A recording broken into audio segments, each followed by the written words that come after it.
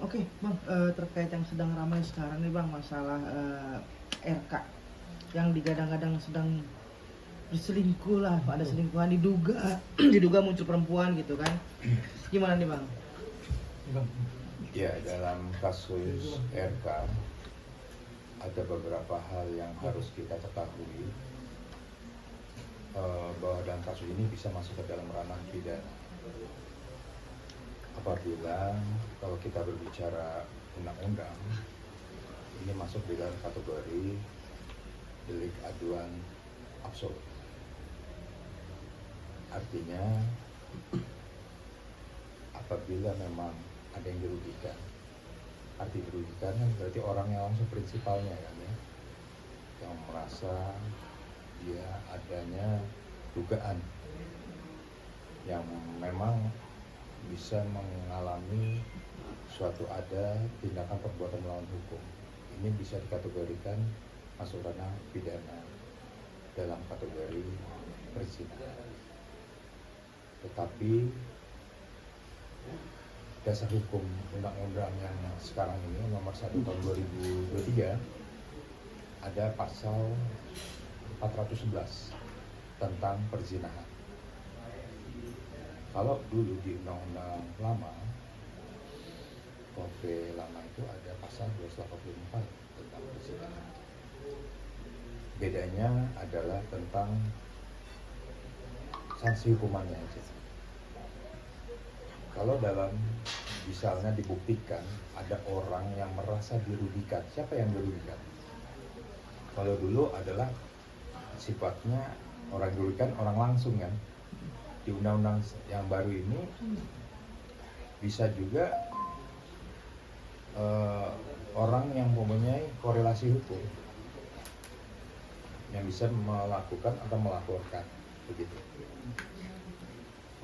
Bang, abang sudah menjelaskan pasal atau dugaan perselingkuhan RK dengan Risa. Tapi dari garis besarnya abang melihat inikah seorang Ridwan Kamil di mata abang gimana? Ya, kita kan harus ajas praduga tak bersalah. Jangan kita mendengar atau memposisikan bahwa RK ini bersalah. Kita ada praduga tak bersalah. Kita lihat dulu dalam secara konstelasi hukumnya, apakah nantinya akan terjadi konflik-konflik yang mungkin masuk ke dalam ranah pidana. Kalau misalkan terjadinya ada suatu mediasi, terus lalu tidak ada laporan, siapa yang mau laporin? Kan harus orang yang dirugikan kan? Oke. Nah, berarti ya selesai. Nah, kita, kalau saya melihat sosok RK adalah sosok yang salah satunya juga saya kagumin ya, orang yang pintar, religius, humanis gitu ya. Tetapi apabila memang terjadi adanya suatu kejadian peristiwa itu benar, maka ya saya rasa harus juga punya argumentasi juga. Kenapa bisa terlihat demikian? Karena kan ada versi lain lagi kan sekarang, bahwa itu bukan terjadi karena hubungannya RK, tapi pernah ada terjadi hubungan dengan pihak laki-laki yang lain. Karena perlu ada suatu pembuktian secara hukum. Pembuktiannya dengan apa? Harus memberanikan dengan tes DNA. DNA ini kan jelas bahwa membuktikan hasil daripada apakah ada relevansinya hubungan hukum, ya kan? Bahwa memang bapaknya si jabang bayi itu si RK atau bukan. Kalau bukan, berarti ada beberapa konsekuensi juga. Si pihak tadi ya, baik pihak pelapor misalnya gitu yang nanti melaporkan, atau pihak yang merasa bahwa ini ada pencemaran nama baik atau bukan gitu. Pertanyaannya kan harus dua kategori domain hukum yang berbeda. Satu sisi perzinahan, satu sisi perbuatan peristiwa adanya anak yang memang ini siapa yang melakukan perbuatannya. Oke, misalnya yang melakukan bukan RK, seseorang yang lain, berarti dia ini salah dong posisinya, bukan RK sebagai subjek yang memang menjadi arah bahwa ini harus bertanggung jawab, atau kategorinya apakah bisa zina atau tidak nih pertanyaannya kan. Gitu. Nah ini ada, kalau dengan saksi yang baru dikatakan bahwa anak tersebut katanya ya bahwa berasal dari seseorang yang pernah berhubungan, nah loh itu gimana?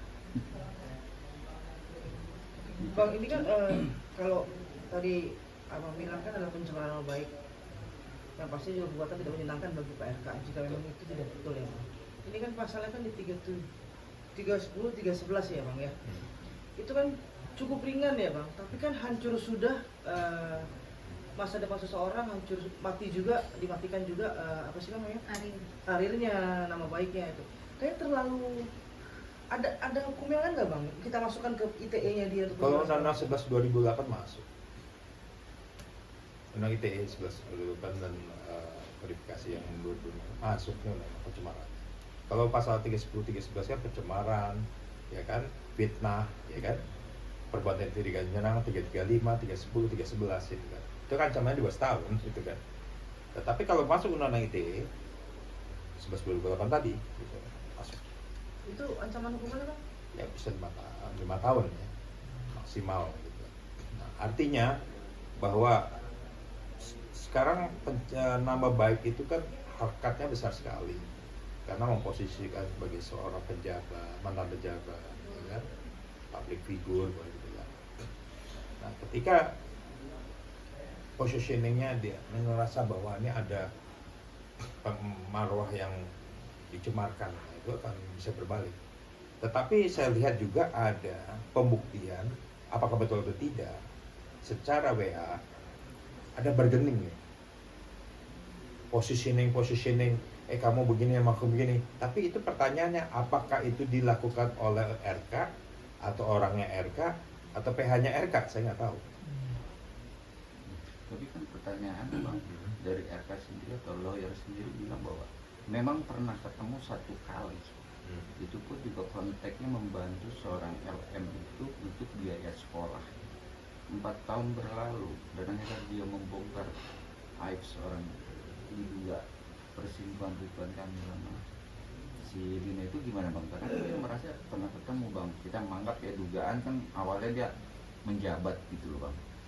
Pernah bertemu atau pernah berzina beda atau tidak? Kalau pernah ketemu siapapun bisa ketemu. Kan belum ada pengakuan bahwa saya pernah berhubungan badan yang dibuktikan. Pernah bertemu. Pernah bertemu kan beda sama berhubungan badan. Ada nggak pengakuan berhubungan badan? Nggak ada.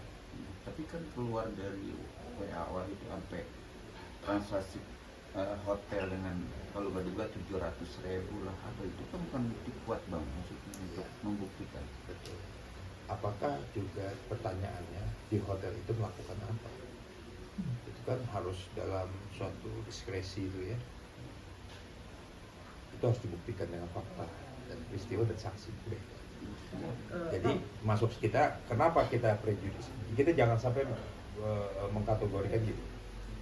Sesuatu apa yang disampaikan ini menjadi salah satu penggiringan opini. Tapi jangan sampai kita mengkategorikan, maaf ya, wah dia nih salah nih, misalnya oh dia bakal pasti zina, belum tentu ketemu di hotel pasti berzina, belum tentu juga ketemu sekali langsung berzina, kecuali ada transaksional yang dibuktikan. Apa transaksionalnya? Masuk, dibayar, ketahuan, ada saksi, maaf ya, bisa telanjang, nah itu udah jelas. Ini panjang perjalanannya sih. Bang, abang kan gak sih bahwa mungkin nggak ya sebagai orang yang tadi abang idolakan ya, kita tahu bagaimana Pak RK ya, begitu family man, nice segala macam. Abang kan gak sih bahwa memang ini ada unsur kesengajaan untuk menjatuhkan atau bahkan ini isu ini untuk menutupi isu yang lain gitu? Dari kacamata politik, menurut saya bisa saja make up politik itu selalu gimmick-gimmick kan ada ya, make up politik, gimmick politik gitu ya. untuk menjatuhkan lawan itu selalu ada. Dan kita tahu bahwa beliau kan lagi di sasaran tembak untuk KPK kan. Nah, kita nggak tahu nih siapa yang membangun opini-opini itu untuk malah menajamkan proyeksi dari pihak KPK, kita nggak tahu. Saya sih sama beliau nggak begitu kenal banget. Dan saya cuma bukan apa ya, saya melihat beliau sebagai anak bangsa punya potensi besar untuk memimpin, ya. Tetapi dengan kejatuhannya soal pribadi, bagi saya, menurut saya pribadi, ya ketika dia melakukan hubungan, misalnya melakukan hubungan dengan seorang wanita, lalu dengan punya tanggung jawab, lalu dengan dialogis yang baik, lalu ya mungkin setiap orang bisa saja terkena kasus yang sama, tapi mungkin tidak ditampilkan. Tetapi kecuali dalam masalah tadi adanya korupsi, adanya penyalahgunaan kewenangan, nah itu yang bagi saya kecewa. Kenapa? Kita menghargai harkat martabat wanita apapun.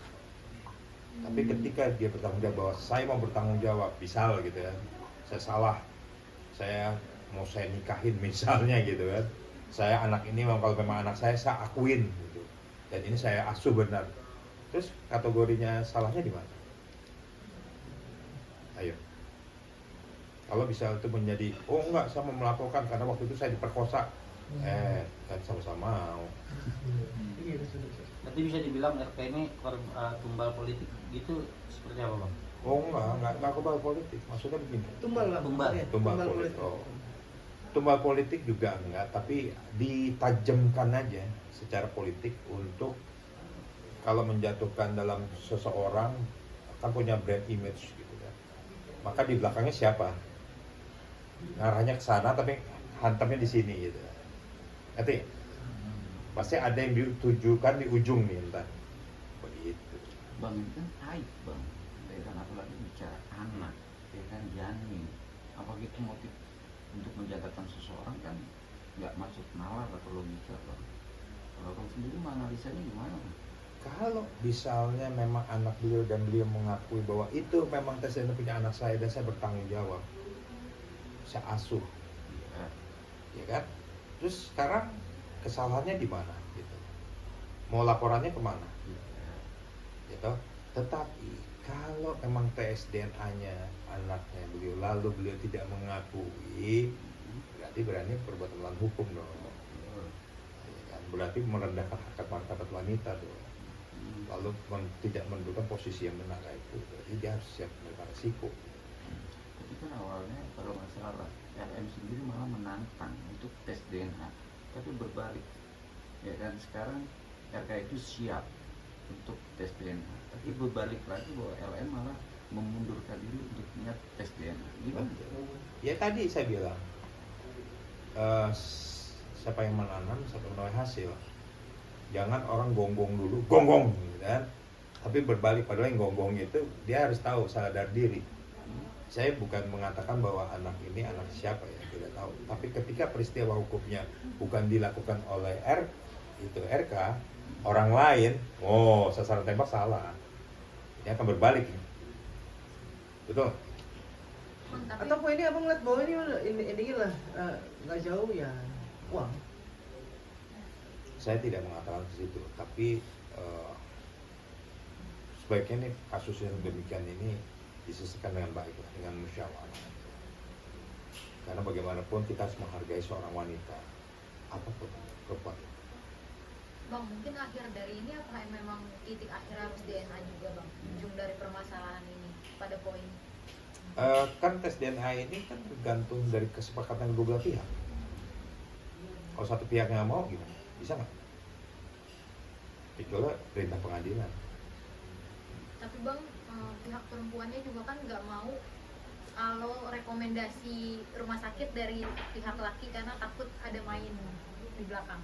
Itu kan tadi saya sampaikan tadi, harus kedua belah pihak kan. Kalau cuma satu pihak nggak akan bisa. Saling nggak percaya. Mau rumah sakit laki, oh enggak. Rumah sakit perempuan, oh enggak. Nah, maunya kan kesepakatan kan. Kalau udah sepakatan, itu kelihatan, berarti jalan. Kalau nggak ada sepakatan, ya kayak putus setengah jalan. Setengah jalan, sudah berita ini hilang kan. Bang, Bang, tapi kan juga ada video syur milik perempuan ini yang beredar. Sedang berhubungan intim dengan laki-laki lain. Apa ini juga bisa dijadikan menutupi ini gitu bang? Jadi kayak seakan-akan pihak laki ini yang dituduhkan mengeluarkan ini supaya ini bukan anak gue, orang dia sama siapa aja ke. Ini dibangun stigma namanya.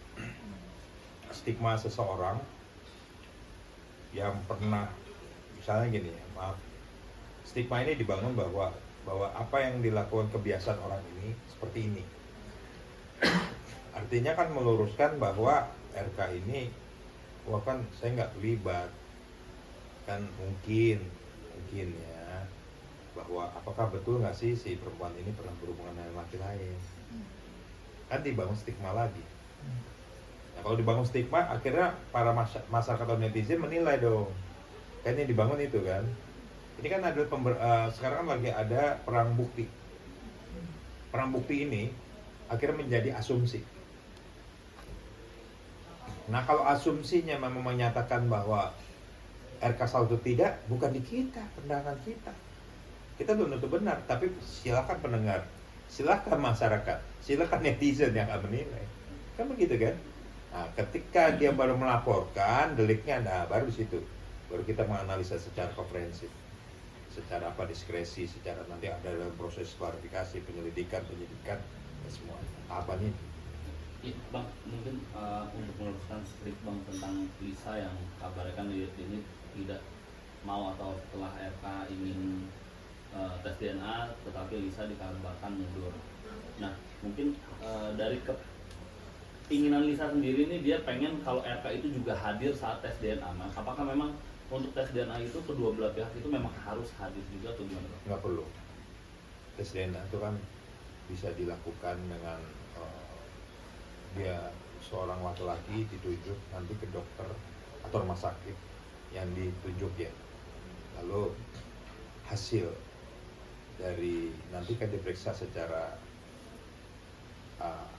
secara anatomi oleh pihak rumah sakit, entah dokter gitu ya, ya bisa mengambil dari spermanya bisa, dari apanya bisa, dari darahnya bisa.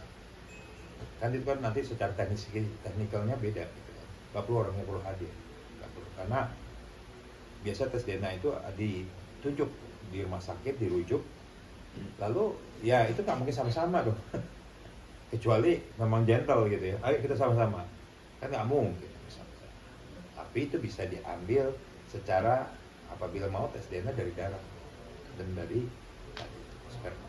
Berarti mungkin bisa dibilang RK ini tidak gentle Bang untuk mungkin bisa menghadapi secara langsung. Ya kalau memang dia nggak melakukan ngapain? Oh kita bisa nggak lakuin harus datang, nggak usah. Mendingan kita periksa sendiri aja. Ya tinggal saya tunjukkan nanti dari mana kan teknisnya kan ada teknis tersendiri secara konstruksi kedokterannya. Konstruksinya nggak tahu kita kan, apa tes DNA itu pakai apa? Oh iya datang apakah diambil darahnya atau nanti diapakan, kan ada khusus dia kan secara laboratorisnya. Bang, secara stigma abang bilang tadi, ini kan bergulir 4 tahun yang lalu ya bang. Apakah dugaan saat menjabat duit pacar dan momennya saat dia banyak masalah musibah, duit tidak lancar dan akhirnya dia minta pertanggungjawaban hak untuk pengakuan dan berbalik hak atau uang bang? Gini, beliau ini kan lagi dibidik ya oleh KPK. Berarti kalau sudah di dalam prosesnya di KPK, aset Ya. dan uang rekening dan sebagainya pasti bisa jadi ya diblokir. Berarti pemasukannya nggak seperti dahulu ya. Berarti arusnya kan nggak lancar. Nah bisa saja terjadi memang tidak ada bisa memberikan kontribusi karena kerannya ditutup. Nah ngamuk ini keran ditutup, ngeong-ngeong misalnya gitu kan. Ya namanya keran ditutup semuanya oleh misalnya ya ini KPK mau, kecuali hidup lagi tenang, lagi mewah, lagi hedon, terus tiba-tiba nggak mau ngasih mungkin. Nah tapi kan ngasih ini apakah dasarnya juga ada apa?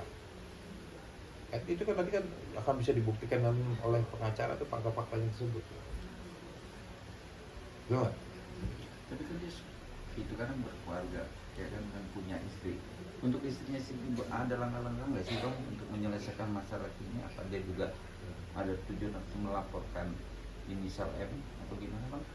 Kita lihat aja nanti ya. Kalau memang dari sananya mungkin lebih proaktif untuk menyudut ya, bukan tidak mungkin ya, istri Eka kan juga bisa melaporkan.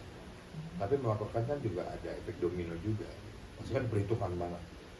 Apakah ini kasus perlu dibangun, diangkat atau enggak, itu udah perhitungan banget gitu sama istrinya. Tapi dukungan harus nggak sih bang dengan kondisi yang kita anggap suami yang dulu mesra, ya kan seharusnya nggak kenal Ridwan Kamil sama Atalia itu bang, dan akhirnya punya musibah. Apakah keluarga atau suami atau istri itu mendukung sampai ini selesai bang? Harusnya. Kalau kita melihat dari kehidupan rumah tangga ya, biasanya seorang suami yang sedang jatuh itu seorang istri biasanya malah menguatkan. Artinya mendukung apapun keputusan suami. Kalau dalam hal ini saya rasa kan seorang istrinya RK ini kan orang cerdas ya, orang pintar, religius juga gitu ya, dan sayang sama keluarga. Pasti dia akan memprotek dan akan mendukung apapun bentuk posisi suami. Saya yakin. Oke bang, dari sisi hukum siapa aja sih bang yang boleh melaporkan, katakanlah istrinya adalah orang yang juga ikut dirugikan atas pemberitaan ini, anaknya pun dirugikan, keluarga misalnya. Ini kalau dari sisi hukum siapa aja sih bang yang boleh melaporkan si perempuan ini bang? Gitu. Kalau dari sisi hukum ya bang ya, gitu, yang punya hak untuk melaporkan. Kan di dalam Undang-Undang Pasal 411 sifatnya absolut. Kalau dulu Undang-Undang 284 relatif. Artinya relatif itu orang tertentu aja ya, pasangan. Kalau sekarang bisa orang yang berhubungan hukum, baik anak maupun orang tua, baik istrinya tuh bisa, anak pun bisa. Itu undang-undang itu udah berlaku yang sekarang ya bang? Berlaku sekarang, Undang Nomor 1 Tahun 2023. Oke. Tapi rumor lagi juga beredar nih bang, ya kan bahwa ada yang berbicara bahwa memang si RK itu saat masih menjabat sering DM wanita-wanita. Jangan. Itu rumor, kita kan belum lihat faktanya. Oke.